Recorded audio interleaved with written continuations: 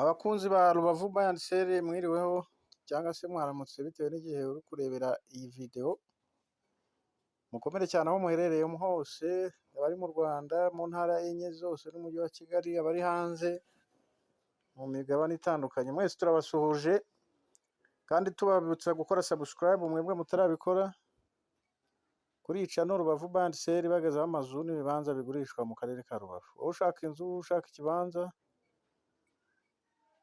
ushaka n'ibindi bijyanye n'ibyo rwose, cyangwa nawe ubifite ushaka umukiriya, duhamagara kuri izi nimero zacu ubundi tukakurangira ikibanza cyangwa inzu yo kugura cyangwa gukodesha, cyangwa nawe ushaka kugurisha tukagufasha kubona abakiriya. Twabazaniye inzu rero, igipangu cyiza kirimo inzu nini igurishwa mu karere ka Rubavu, umurenge wa Gisenyi, aho bita Mbugangari.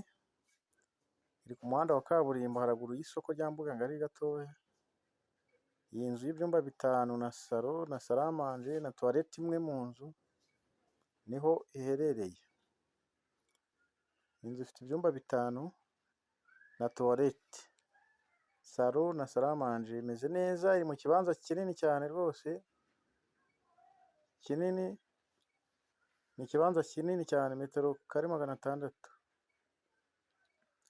Inzu rero nk'uko mubibona, aho ni muri parikingi, urabona ko ari inzu ikeye kandi iri ku muhanda wa kaburimbo. Ni inzu nziza rero wowe ushaka kugura. Inzu iri mu mujyi wa Gisenyi mu bice bya Mbugangari. Iyi nzu niho iherereye, waduhamagara kuri izi nimero rwose. Iragurishwa miliyoni 35 kandi wanasuye ugashima rwose bashobora no gukaturaho. Iyi nzu rero ni nziza cyane, ni inzu nziza ifite ibyumba 5, salo, salamanje na toilette imwe. Ifite toilette imwe, ifite ibikoni byo hanze n'inzu yo hanze, ifite parikingi nini cyane, ifite ahandi wazashyira ushaka kubaka nk'inzu zo gukodesha amanexe, naho umwanya urahari. Urabona ko ari inzu isobanutse rwose. Iyi nzu rero kuri miliyoni 35 wayegukana ikaba iyawe, ba nyirayo barahari n'ibyangombwa birahari.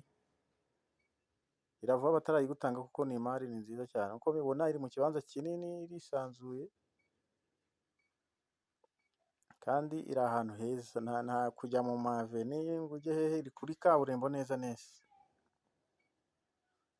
Iyi nzu rero muduhamagare kuri izi nimero zacu, cyangwa se mutwandikire kuri WhatsApp, uzuyisure hakiri kare abandi batarayigura.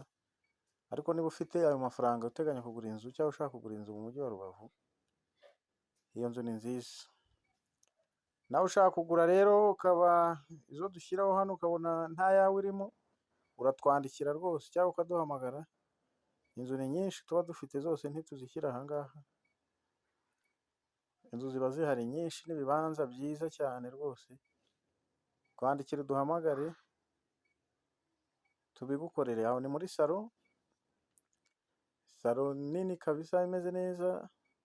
Icyo ni icyumba kireba muri salo.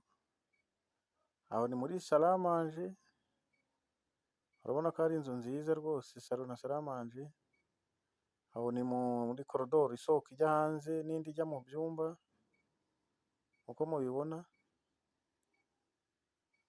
Iyi video iri kubikwereka neza. Muduhamagare rero kandi mukore subscribe. Icyo ni icyumba kinini principal cy'iyo nzu, gifite na toilette ku ruhande, dore ngiyi. Turabashimiye rero, mukomeze mugubwe neza aho muherereye hose. Ciao, murakoze.